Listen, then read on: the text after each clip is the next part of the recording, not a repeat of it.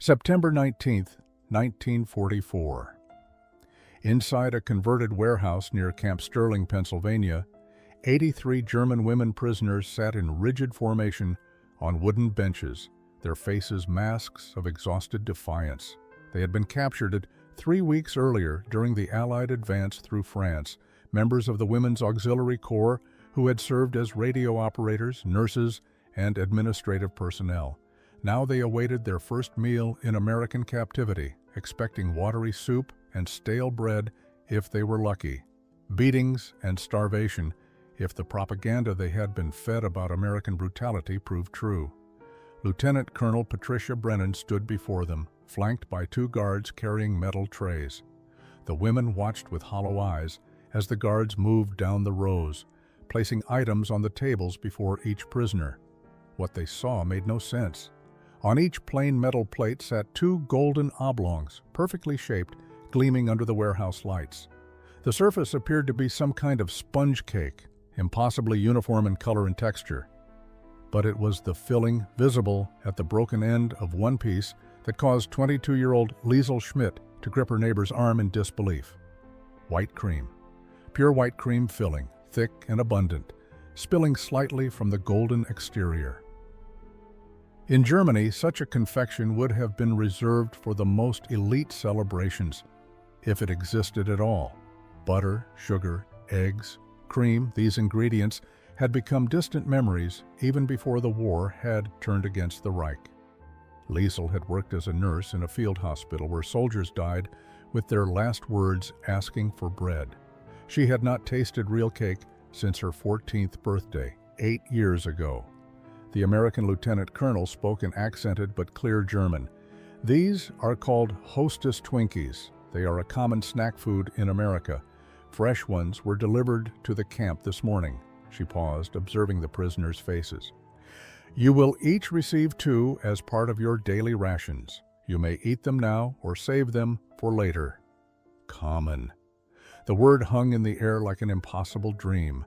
Liesl looked down at the golden cakes before her, their perfection suggesting machine manufacture rather than the loving hands of a skilled baker. That such abundance could be industrialized, mass-produced, distributed to prisoner-of-war camps as routine provisions, it contradicted everything she had been taught about American deprivation and weakness. Across the table, Margaret Weber, a 35-year-old former administrator from Munich, whispered in German, "It must be wedding cake. Perhaps someone's daughter was married. They are sharing the celebration with us as a gesture." Her voice carried the desperate need to make sense of the impossible. In her world, such delicacies only appeared at the most significant life events. But Corporal Sarah Mitchell, standing nearby and understanding more German than she let on, smiled sadly. These women had no idea.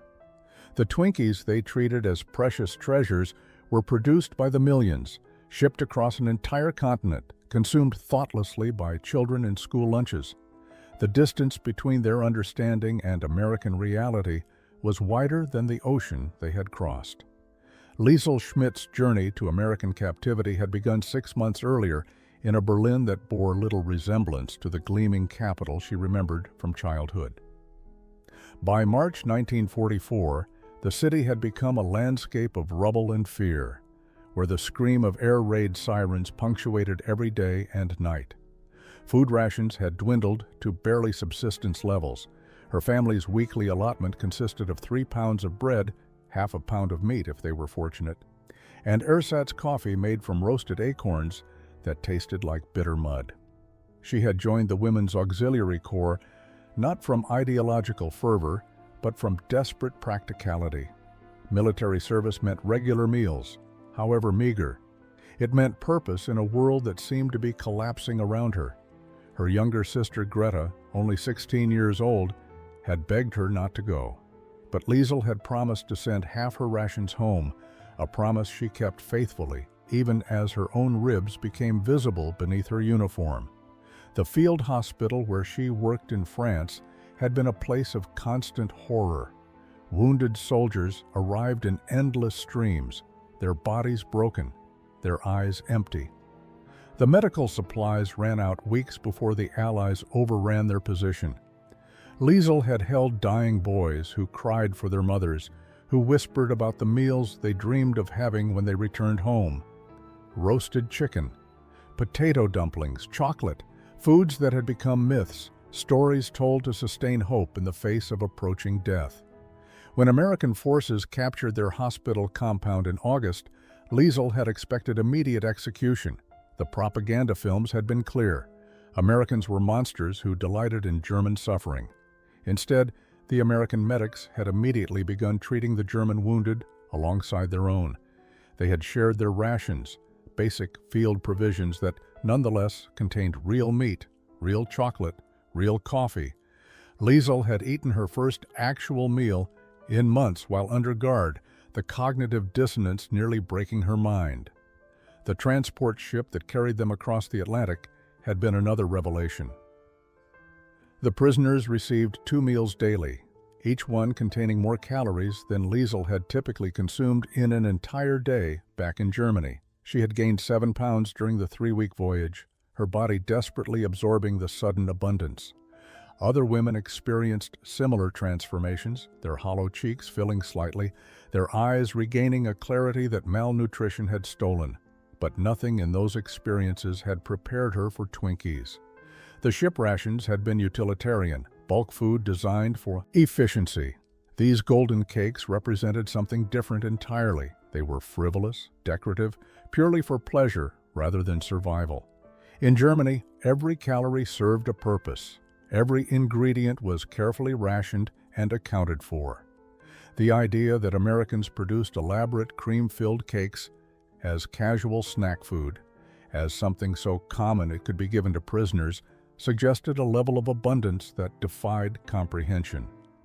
Liesel stared at the Twinkies on her plate and felt her understanding of the world shift beneath her feet like unstable ground.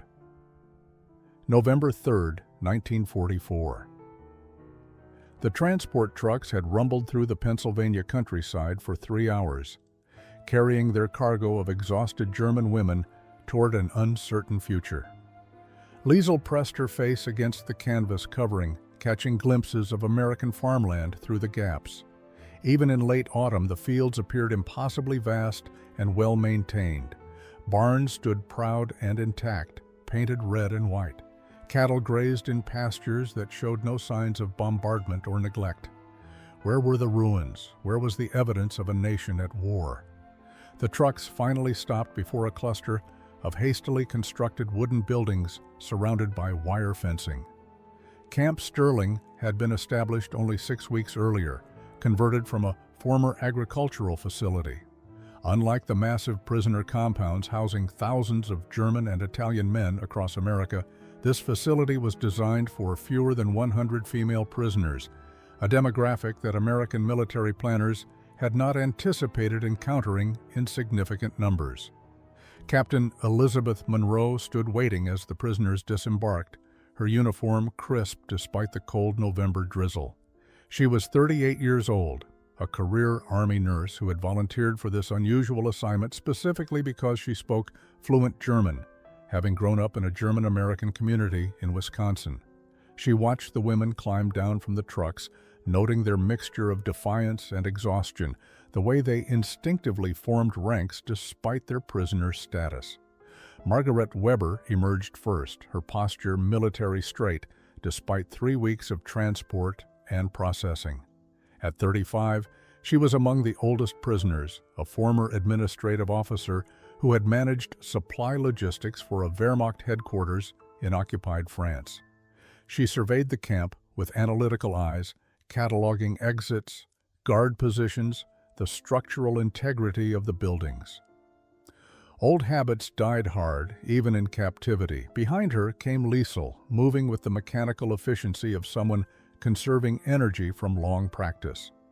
She carried a small cloth bag containing her only possessions, a spare set of undergarments, a wooden comb with 3 missing teeth, and a photograph of her sister Greta that she had managed to protect through capture and transport.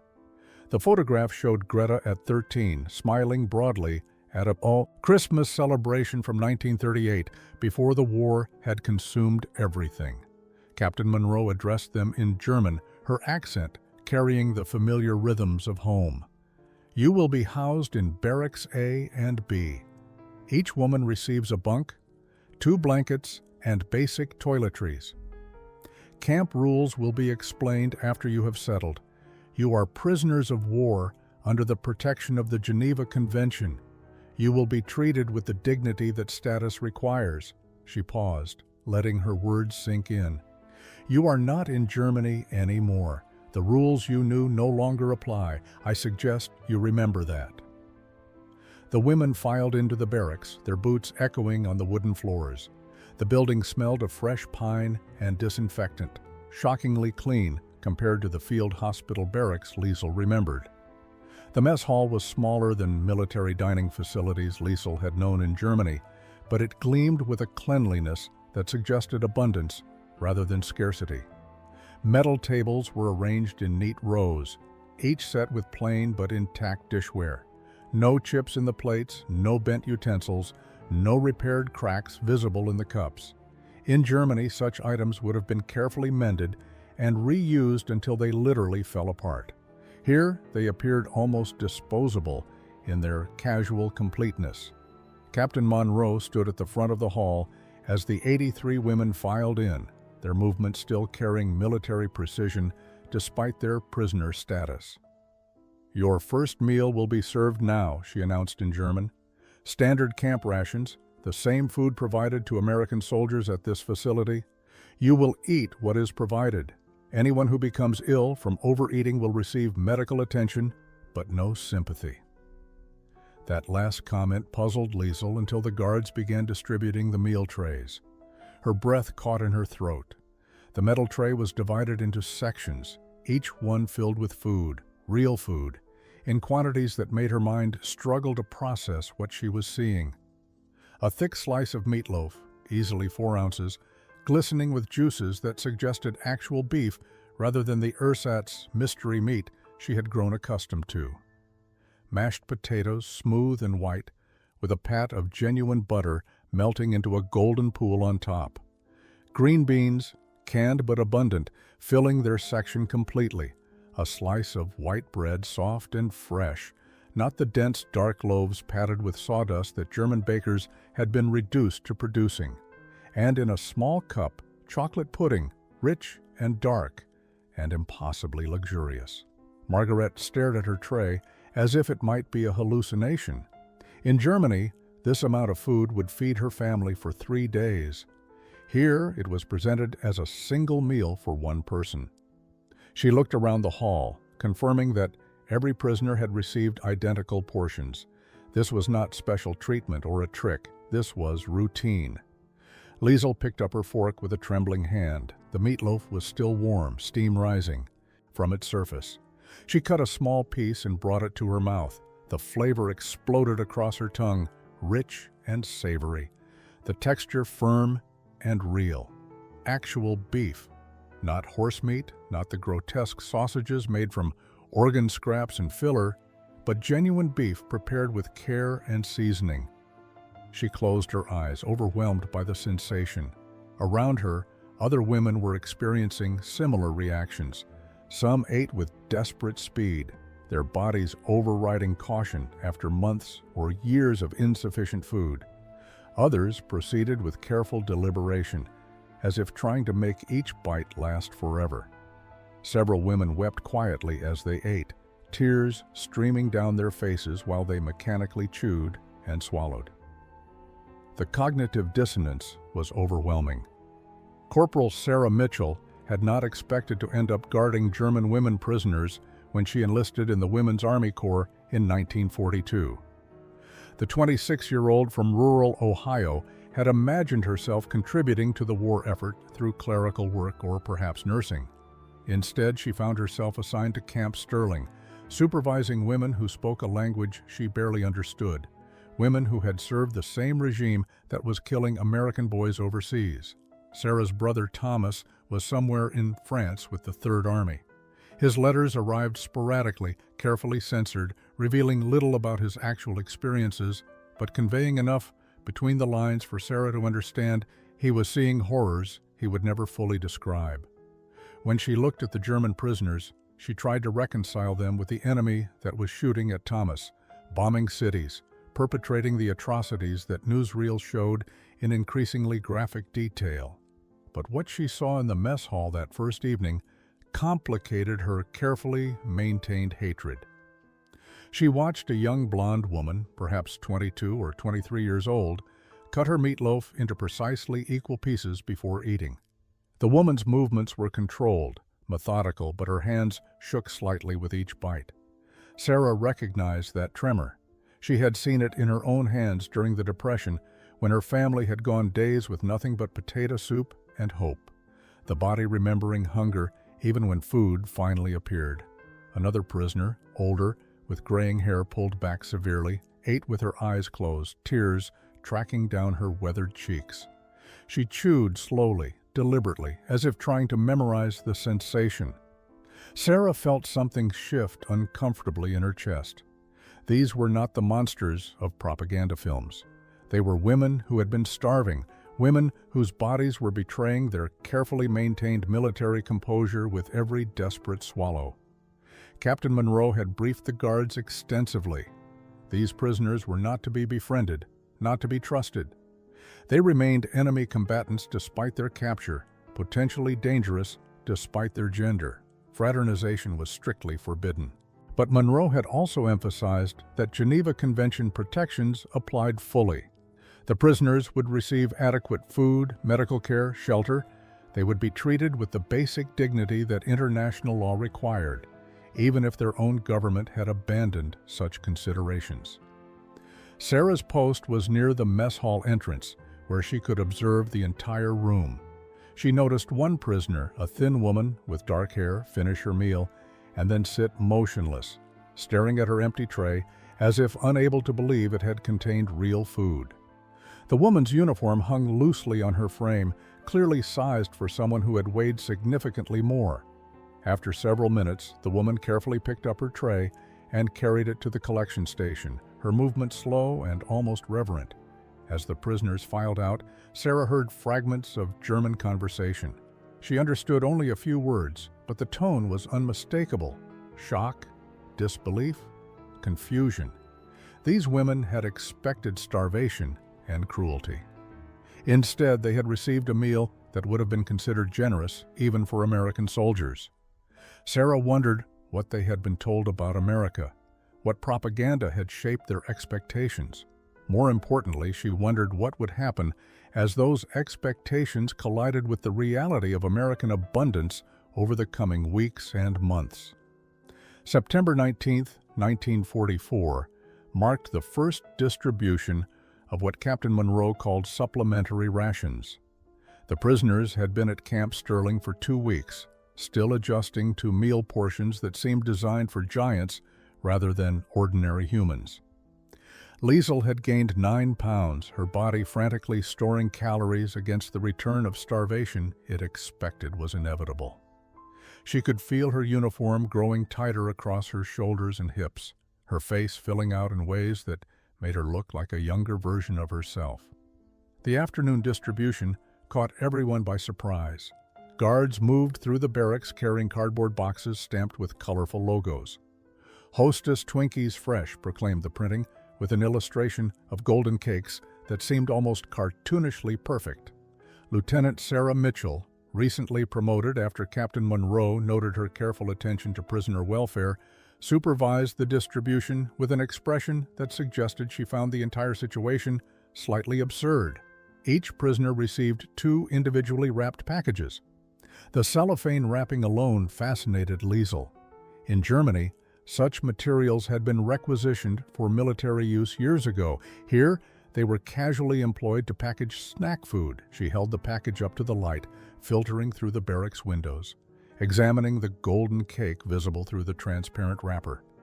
It looked machine-made, absolutely uniform in size and color, as if produced by some fantastical automated system rather than human hands. Margaret Weber sat on her bunk, turning her packages over repeatedly. "This cannot be real cake," she announced in German to the women gathered around her. "Look at the perfection. Look at the wrapping. This must be some kind of compressed emergency ration, like the chocolate bars soldiers carry. The Americans are testing our reaction before introducing regular food supplies." But when Liesel carefully opened her package and withdrew the golden cake, the soft texture immediately contradicted Margaret's theory. This was actual cake, light and springy beneath her fingers. The smell hit her next, sweet and vanilla-scented, triggering memories of her grandmother's kitchen from before the war. She broke the Twinkie in half as several other women crowded closer to observe. The white cream filling oozed slightly from the break, thick and abundant. "Mein Gott," whispered Anna Hoffman, a former radio operator from Dresden. "That is real cream, or something like cream. Look at the texture. This is a luxury pastry, not military rations." Liesel brought the broken half to her mouth and took a small bite. The cake was impossibly soft, dissolving almost immediately on her tongue. The cream filling was sweet beyond anything she had tasted in years, artificial perhaps, but nonetheless extraordinary. The combination of textures, the pure, indulgent sweetness of it, suggested celebration food, special occasion food, certainly not something distributed casually on a random Tuesday afternoon. "Wedding cake," Margaret declared with sudden conviction. "Someone important at this camp must have a daughter who married recently. They are sharing the celebration with us as a gesture of goodwill. It is the only explanation that makes sense." Other women nodded, accepting this theory because the alternative, that such abundance was ordinary and routine, remained incomprehensible even after 2 weeks of regular meals. 3 days after the Twinkie distribution, Corporal Sarah Mitchell noticed something unusual during her evening rounds. Liesel Schmidt sat on her bunk long after lights out, holding something carefully wrapped in a handkerchief. The dim emergency lighting cast shadows across the barracks, but Sarah could see the younger woman's face clearly, her expression a mixture of reverence and desperate longing. Sarah approached quietly, her boots making soft sounds on the wooden floor.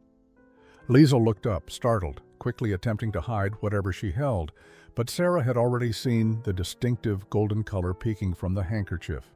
A Twinkie, one of the cakes distributed 3 days earlier, carefully preserved and apparently untouched.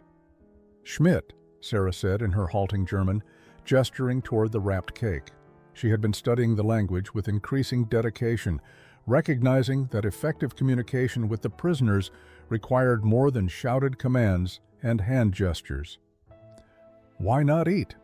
Liesel's face flushed with embarrassment at being discovered.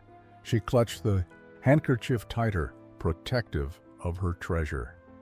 In careful English that she had been practicing during the camp's informal language exchange sessions, she responded, "Too beautiful, too precious for eating like normal food." Sarah felt her carefully maintained emotional distance crack slightly. She gestured for permission to sit on the adjacent bunk, which Liesel granted with a hesitant nod. In the dim light, Sarah could see that the Twinkie had been unwrapped and then meticulously rewrapped multiple times, the cellophane showing creases from repeated handling. This woman had been examining her prize, perhaps allowing herself to smell it, to contemplate it, but not to consume it. "In America," Sarah began slowly, searching for German words she knew, "Twinkies are common, very common. Children eat for lunch, workers eat for break, not special occasion food, just snack." Liesel's eyes widened with disbelief. "Nein," she whispered, "not possible. This cake has butter, sugar, eggs, cream. These ingredients, they are for celebrations only, for weddings, for Christmas, for important birthdays, not for children's lunch, not for ordinary days." Sarah realized the depth of the misunderstanding. These women had been living in a world of such scarcity that a mass-produced snack cake represented unimaginable luxury. She tried to explain about American food production, about factories that produced millions of Twinkies annually, about the industrial capacity that made such abundance possible. But she could see from Liesel's expression that the words made no sense to her, like describing colors to someone who had only ever seen in black and white. "My sister," Liesel said suddenly, switching back to English. "Greta. She is 16 years, in Berlin. I saved this for her. When war is finished, when I go home, I bring her American wedding cake, show her that sister was thinking of her, even in prison, far away." Sarah's throat tightened. The Twinkie would never survive the journey back to Germany. The cream filling would spoil, the cake would crumble and rot. But looking at Liesel's face, at the desperate hope shining in her eyes, Sarah could not bring herself to explain this reality. The informal gathering began spontaneously on a cold November evening, 3 weeks after the prisoners' arrival at Camp Sterling.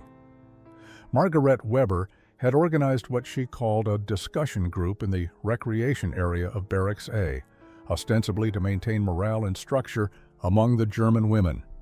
But the conversation quickly evolved into something more profound and unsettling.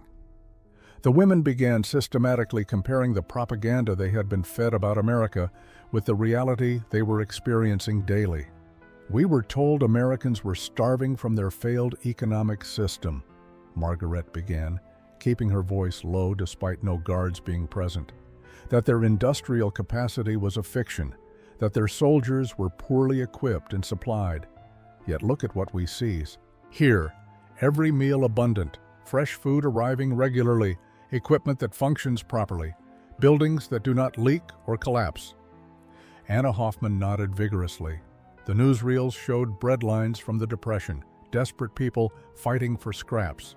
They told us this was still the American reality, hidden behind propaganda films. But here, they give us cream-filled cakes as casual snacks. They waste more food in one day than my family in Dresden saw in a month. Liesel listened carefully, her preserved Twinkie now hidden beneath her mattress like a sacred relic. "My training officer said American soldiers were cowards who relied on superior numbers because they lacked German discipline and courage. But the soldiers who captured our hospital showed more discipline than many Wehrmacht officers I knew. They treated our wounded with the same care as their own." The conversation continued for hours, each woman contributing observations that contradicted the narrative they had internalized. The Americans were supposed to be racially inferior, yet the camp operated with impressive efficiency. They were supposed to be culturally bankrupt, yet the guards showed unexpected kindness and humanity. They were supposed to be on the verge of collapse, yet evidence of their industrial might surrounded the prisoners constantly. "I think," ventured Christina Muller, a quiet former nurse from Bavaria, "that we were lied to about many things, perhaps about everything." The statement hung in the cold air like a dangerous confession. To admit they had been deceived was to question everything they had believed, everything they had sacrificed for, everyone they had lost. Margaret's face hardened with an emotion difficult to identify. The question becomes, what else was false? If they lied about American starvation and weakness, what else did they lie about? The reasons for the war? The necessity of our service? The righteousness of our cause? She paused, her voice dropping to barely a whisper. The stories about what was happening to Jews and other undesirables? The barracks fell silent. That question opened doors that most of the women were not yet ready to walk through. They had heard whispers, rumors of camps and deportations, of actions taken in the name of German security and purity. But those rumors had always seemed distant, exaggerated, surely distorted by enemy propaganda.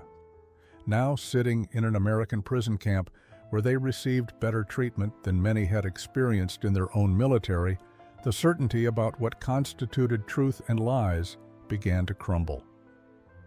Captain Monroe announced the opportunity during morning assembly in late November.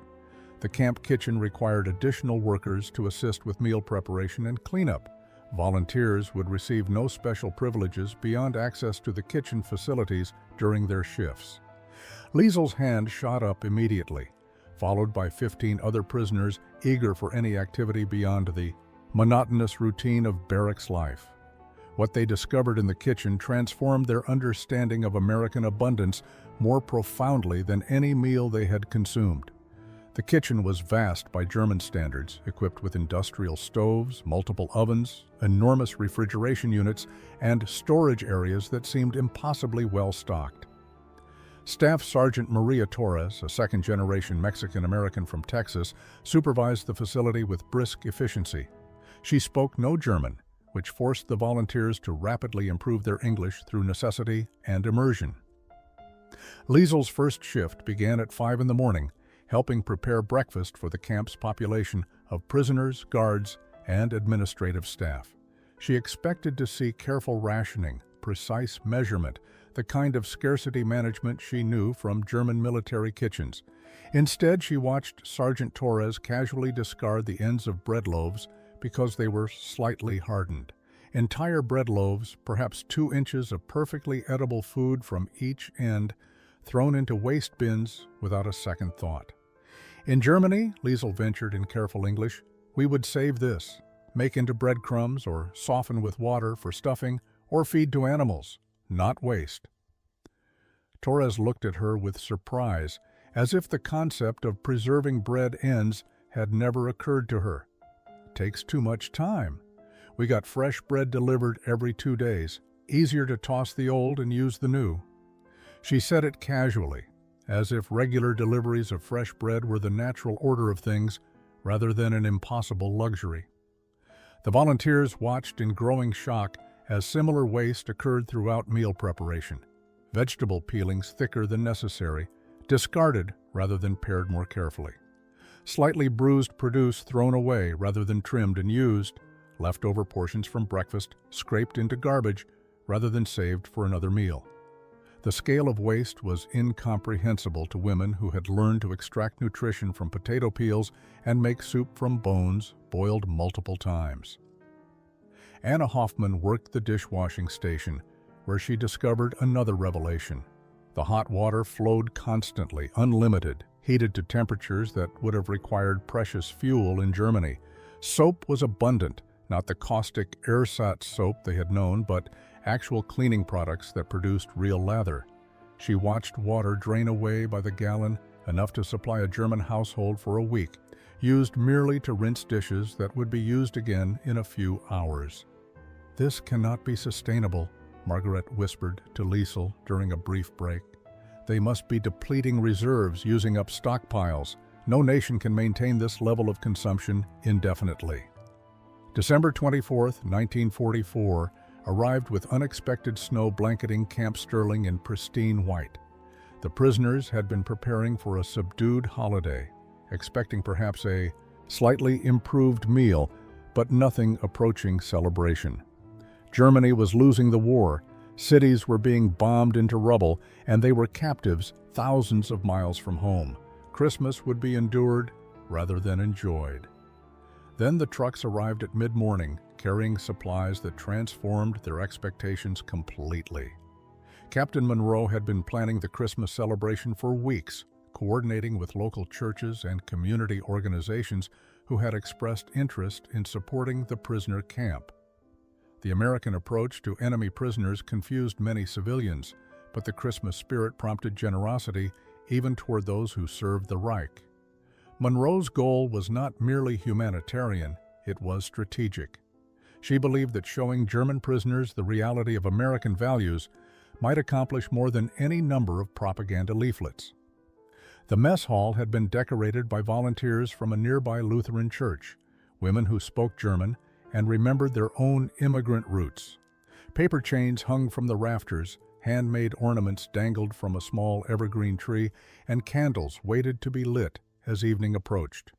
But it was the food preparation that revealed the true scale of what was planned. Liesel, now working regularly in the kitchen, watched in astonishment as supplies were unloaded. Whole turkeys, not the scrawny birds she remembered from childhood, but massive ones, weighing 15 or 20 pounds each. Fresh cranberries, bags of real potatoes, crates of winter vegetables, and ingredients for pies. Actual dessert pies with real fruit filling and butter crusts. The quantities seemed designed for hundreds of people rather than the 83 prisoners and 50 camp personnel. "We are cooking all this today?" she asked Sergeant Torres, her English improving through daily kitchen work. "Most of it," Torres confirmed. "Christmas dinner ain't Christmas without a proper feast, even for prisoners, even during war. That's the American way." She said it with such matter-of-fact conviction that Liesl felt something shift in her understanding. This was not a special exception or unusual circumstance. This was simply how Americans believed things should be done. The preparation took most of the day, with prisoner volunteers working alongside American kitchen staff in unprecedented cooperation. Language barriers dissolved into shared tasks, gestures, and laughter when mistakes occurred. Christina Muller demonstrated how to make proper German potato dumplings, teaching Torres family recipes passed down through generations. Anna Hoffman helped with pie crusts, her precise measurements earning approving nods from American cooks accustomed to more casual approaches. As evening approached and the meal neared completion, the kitchen smelled like a fantasy from before the war. Roasted turkey, sage stuffing, fresh bread, sweet potatoes with butter and brown sugar, green beans with almonds, and pies cooling on every available surface. The abundance was staggering, excessive, glorious, and completely overwhelming. Liesl thought of her sister Greta in Berlin, probably receiving a small piece of dark bread and thin soup if she was fortunate. The morning after Christmas, Liesl sat at a rough wooden table in the recreation room, a blank piece of paper before her and a borrowed pen trembling in her hand. Captain Monroe had announced that prisoners could write letters home, subject to censorship but otherwise unrestricted. The International Red Cross would facilitate delivery through neutral channels. Liesl had been composing the letter in her mind for weeks, but now that the moment arrived, she found herself paralyzed by an impossible question. How could she describe her reality without sounding like a liar or a traitor? She began carefully, her handwriting cramped from years of making notes on limited paper supplies. "Dearest Greta, I am alive and well in America. I am treated fairly according to international law. I hope this letter finds you and Mother safe and together." Standard phrases, carefully neutral, revealing nothing that might upset censors on either side. But then came the necessary lies by omission. What could she say about the food? About the Christmas feast that had included more calories in one meal than a German family might receive in a week? Around her, other women struggled with similar dilemmas. Margareta Weber had drafted and discarded 4 versions of her letter, each one sounding more unbelievable than the last. How could she tell her husband that she was gaining weight in captivity, that she had eaten turkey and pie, that American guards showed her kindness? He was somewhere in the remnants of the Wehrmacht, probably starving, possibly wounded or dead. Her abundance felt like betrayal. Anna Hoffman chose careful ambiguity. "We receive adequate food and shelter. The winter is cold, but we have blankets. I think of home constantly and pray for your safety." Adequate. The word was technically accurate but concealed the shocking truth.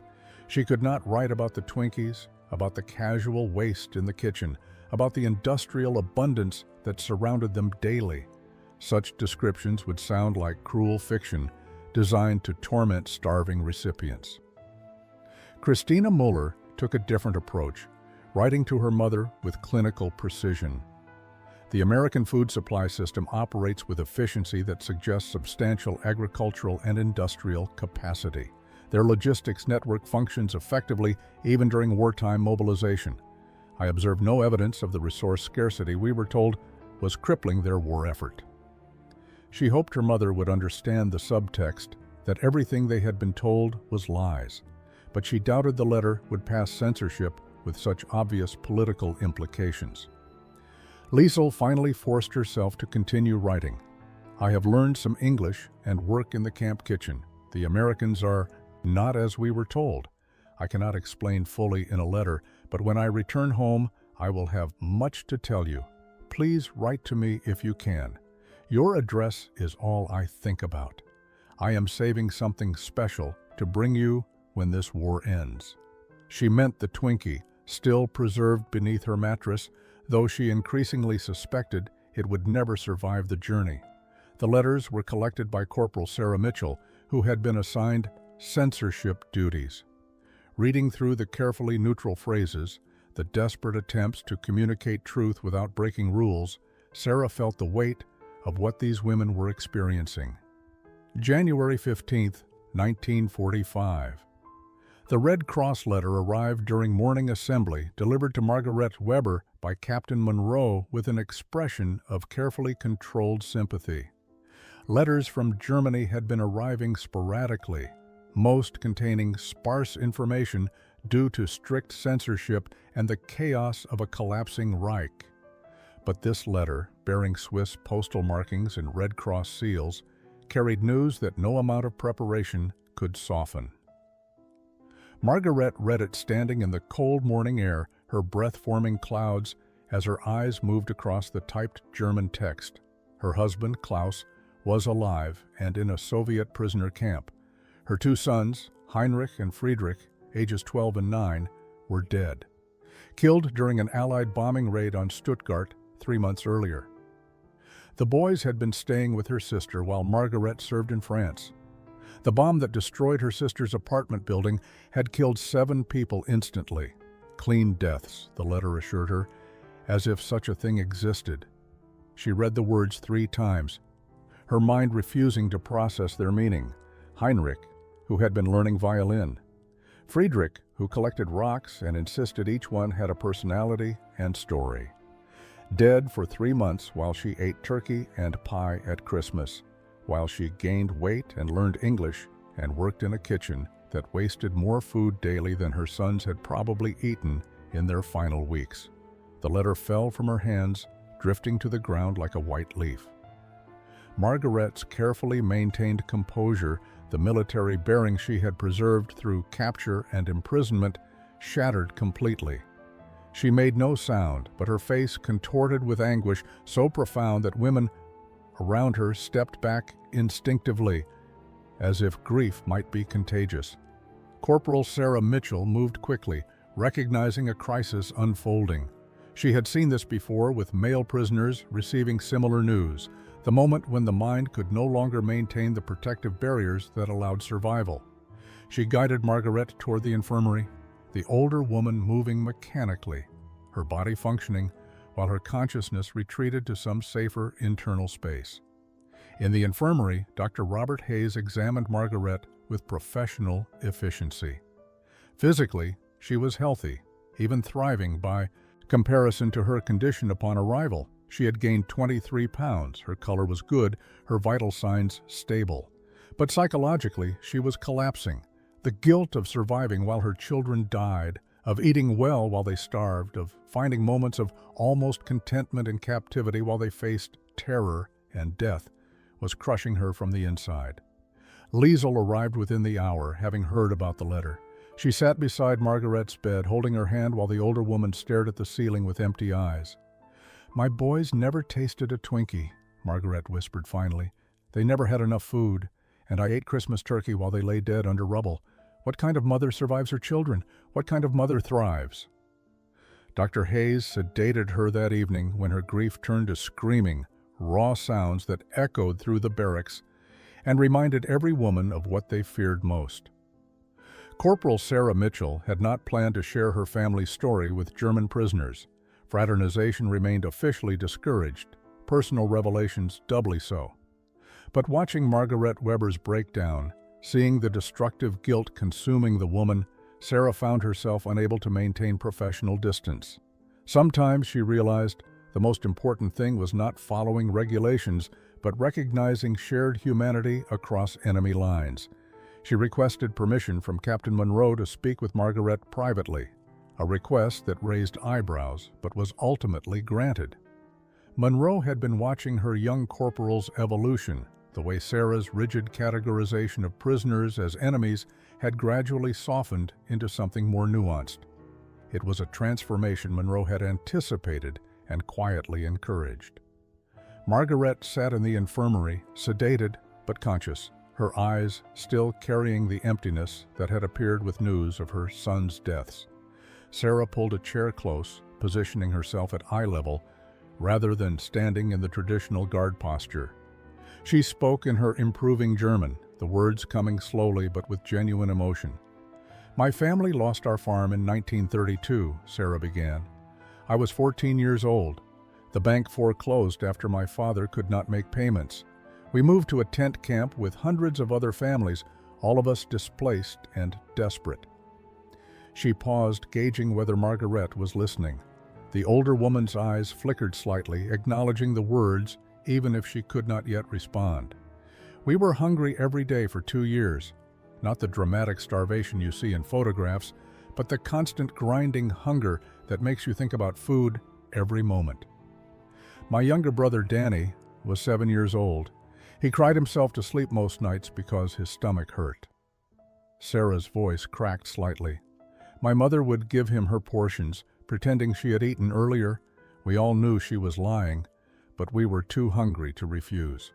Margaret turned her head slowly toward Sarah, the first voluntary movement she had made in hours. Sarah continued, "Danny became sick in winter of 1933. Just a cold at first, but without proper food or medicine, it became pneumonia. He died on February 9th, 3 weeks before his 8th birthday. We buried him in a pauper cemetery outside Toledo, Ohio."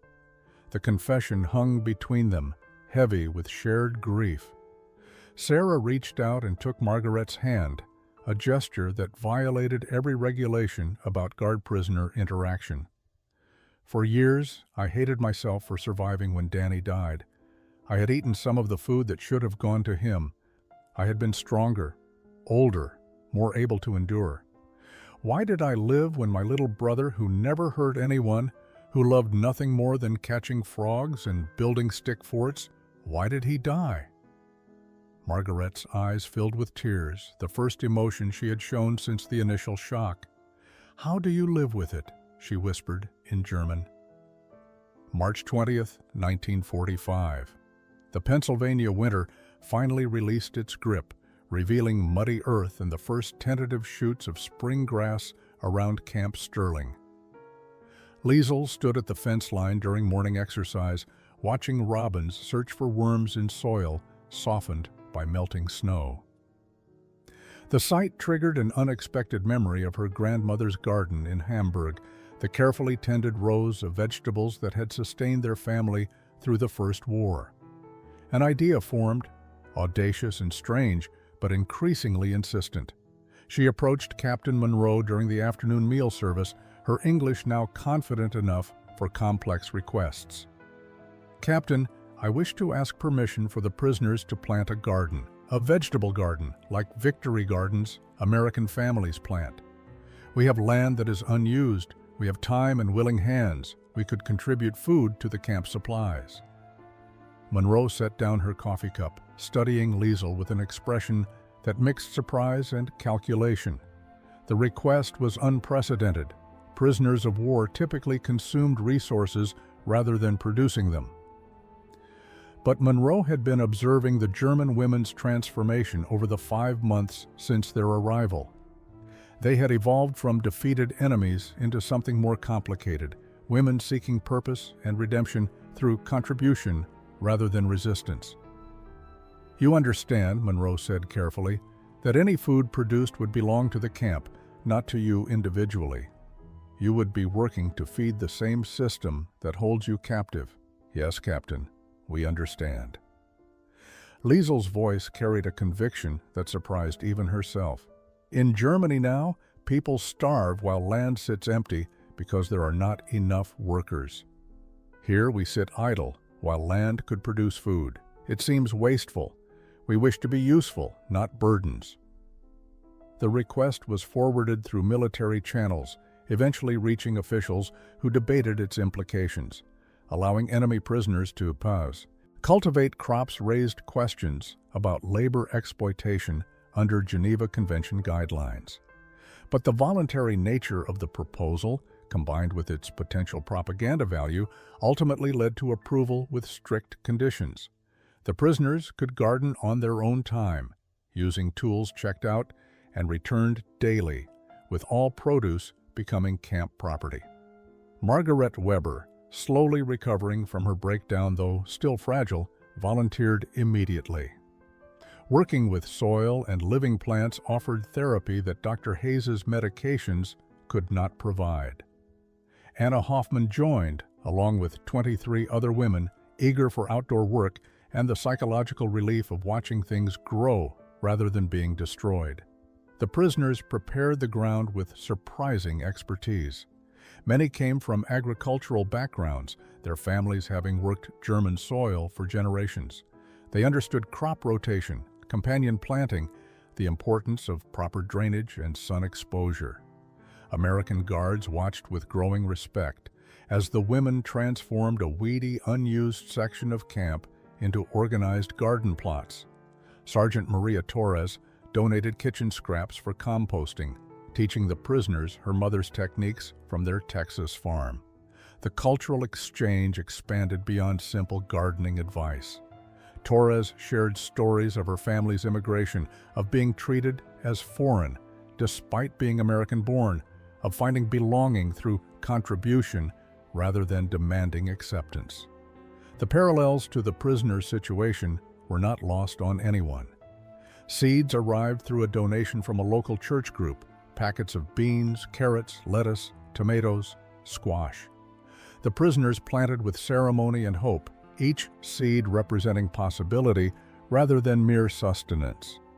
They were not planting because they needed the food the camp provided abundantly. They planted because the act of cultivation, of nurturing life from soil, offered redemption that no amount of abundant American rations could provide. By April, green shoots emerged in neat rows, and the prisoners tended them with devotion that bordered on religious. The garden became a gathering place, a neutral ground where guards and prisoners worked side by side, united by the simple shared human activity of growing food. April 12, 1945. President Franklin Roosevelt died, and America mourned. Camp Sterling observed official ceremonies, flags at half-mast, somber assemblies. The German prisoners watched with complicated emotions.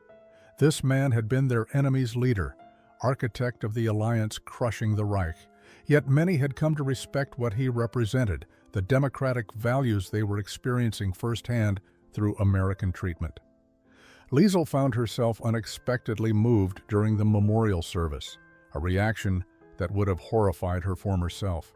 But Roosevelt's death was overshadowed 3 days later by news that shattered what remained of the prisoners' illusions about their homeland.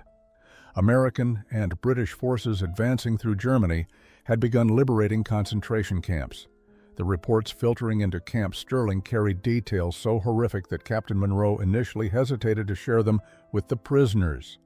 But she ultimately decided truth, however devastating, was necessary. The photographs arrived first, images published in Stars and Stripes and other military newspapers.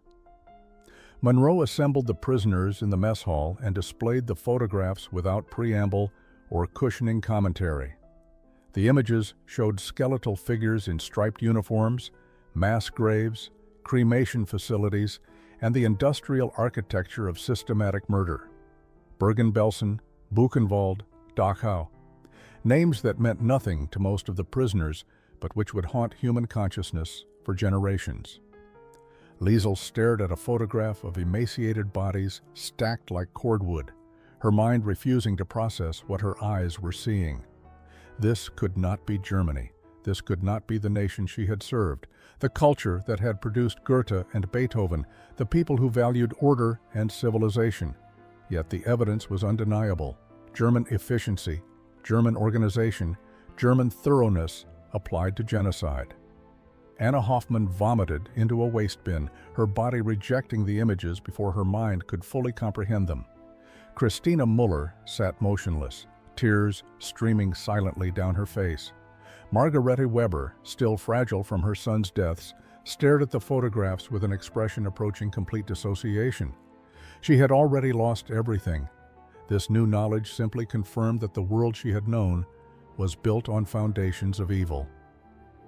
"These camps existed while you served," Captain Monroe said quietly, "while you operated radios and administered supplies and nursed wounded soldiers. Your work supported the regime that built these places, that systematized this murder."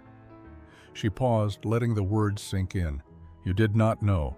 I believe most of you genuinely did not know, but ignorance does not erase complicity."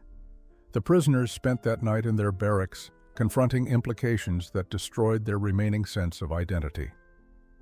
Liesel lay on her bunk, staring at the ceiling, wondering how many of the supply requisitions she had efficiently processed had supported these camps. How many of the wounded soldiers she had cared for had participated in atrocities? How much of her careful service had enabled systematic evil? The Twinkie beneath her mattress, preserved for months, suddenly seemed obscene. She had been saving a cake while people were being starved, gassed, burned. The abundance she had experienced in American captivity existed in grotesque contrast to the industrialized starvation her country had engineered. May 2, 1945. Berlin fell to Soviet forces, and the Third Reich entered its final death throes. News reached Camp Sterling through radio broadcasts that the prisoners listened to with numb inevitability. The war that had consumed their youth and destroyed their world was ending not in the glorious victory they had been promised, but in utter defeat and moral catastrophe. The photographs from the liberated camps had stripped away any remaining possibility of claiming honorable service to a legitimate cause. Liesel finally retrieved the Twinkie from beneath her mattress that evening, unwrapping it slowly. The cream-filled cake had survived surprisingly well over the 7 months of preservation, its artificial ingredients resisting decay. But examining it now, she saw it differently. This was not a treasure to share with her sister, not a symbol of American abundance to prove her survival. It was evidence of her own moral blindness, of how she had focused on small, personal concerns while atrocities were committed in her nation's name. Corporal Sarah Mitchell found her sitting alone in the recreation room, the Twinkie resting on the table before her like an accusation. Sarah had watched Liesel's transformation over the months, from defiant prisoner to thoughtful translator, to someone wrestling with profound questions about guilt and responsibility. She sat down across from her without asking permission, the relationship between them having evolved beyond simple guard and prisoner. "I saved this for my sister," Liesel said in English that now carried barely any accent. "I thought it was the most precious thing I possessed. I believed bringing her American wedding cake would prove I survived, that I was thinking of her even in captivity. I wrapped it carefully, checked on it every day, imagined her face when I presented it to her." She touched the golden surface gently. "But I understand now. This cake is not precious. What is precious were the lives destroyed while I served the regime. What matters is that people starved in camps while I ate abundantly. This cake is just food, just ordinary American food that I transformed into something it never was." Sarah remained quiet, recognizing this was not a moment requiring response but witness. Liesel continued, "Greta is 16 years old now. If she survived, I do not even know if she is alive. Berlin has been bombed and invaded. My mother, my sister, my neighbors, everyone I knew, they are dead or scattered or struggling to survive in ruins. And I sit here in America, healthy and fed and safe, holding a cake." Her voice broke slightly. What kind of person survives comfort while her people suffer consequences of evil she helped enable? "The kind of person who can learn and change," Sarah said finally. "The kind who can face truth instead of hiding from it. That matters, Liesel. It does not erase what was done, but it matters for what comes next." She gestured toward the Twinkie. "This cake represented your hope before you understood what hope meant. Now it can represent something different, understanding that abundance should never coexist with deliberate starvation." May 8, 1945. Victory in Europe Day arrived with church bells ringing across America and subdued silence at Camp Sterling. Captain Monroe assembled the 83 German prisoners in the mess hall, where they had first encountered Twinkies 8 months earlier. The women who gathered now looked dramatically different from the exhausted, defiant captives who had arrived in autumn. They had gained weight, learned English, cultivated gardens, and confronted truths that had shattered their understanding of themselves and their nation. "The war in Europe is over," Monroe announced in German, though most prisoners now understood English well enough to follow without translation. "Repatriation procedures will begin within 6 weeks. You will be processed through displaced persons camps and released to return to your homes, or what remains of them." She paused, observing faces that showed relief mixed with dread. However, given the current conditions in occupied Germany and the unusual circumstances of this facility, any prisoner who wishes to request delayed repatriation may submit a formal petition. The words hung in the air like an unexpected gift wrapped in complications. Return to Germany meant facing devastation, starvation, occupation, and the moral reckoning of what had been done in their nation's name. Staying in America offered continued safety and abundance, but meant remaining separated from whatever family might have survived, meant accepting charity from former enemies, meant admitting they could not face the consequences their country must now endure. Liesel sat motionless, her mind racing through impossible calculations. Greta might be alive in Berlin. Their mother might have survived, but what could Liesel offer them if she returned? Another mouth to feed in a starving city? Her presence would burden rather than help. Yet how could she choose comfort in America while her family suffered? The question had no answer that did not involve betrayal of someone or something. Margaret Weber stood slowly, her voice steady despite the tremor in her hands. "Captain Monroe, I wish to speak for some of us." Monroe nodded permission. "Several of us have discussed this possibility for weeks, since the photographs from the camps, since we understood what our nation became. Some of us have no families remaining. Others have families we cannot help by returning. We wish to request permission to remain in America, not as prisoners, but as people seeking to rebuild our lives in a nation that showed us what civilization can mean." Anna Hoffman stood next, followed by Liesel, Christina Muller, and 9 other women. 13 prisoners total, choosing to request extended stay in the country that had been their captor and enemy. The decision was not made lightly or from cowardice. Each woman had spent months wrestling with questions about duty, guilt, redemption, and the meaning of home when your homeland had committed atrocities. "We understand," Liesel added in careful English, "that we are asking for extraordinary consideration. We are enemy nationals. We serve the Reich, but we have learned here what we never knew in Germany. We wish to become part of something better than what we were." June 15, 1970. Liesel Schmidt-Henderson stood in her kitchen in Worcester, Massachusetts, preparing lunch for her 2 daughters, Emily and Sarah, ages 9 and 7. The kitchen was modest but well-equipped, the home of a family comfortable without being wealthy. Liesel had worked as a translator for the State Department for 23 years, helping process the waves of refugees and immigrants who had followed the war's end. Her English was flawless now, though traces of her German accent remained, softening with each passing year. On the counter sat a package of Hostess Twinkies, purchased casually at the grocery store during her weekly shopping trip. Emily had requested them for her school lunch, a treat she enjoyed, but took completely for granted. Liesel paused while making sandwiches, her hand hovering over the familiar golden cakes. 25 years since she had first seen Twinkies in a prison camp, since she had believed they were wedding cake too precious for ordinary consumption.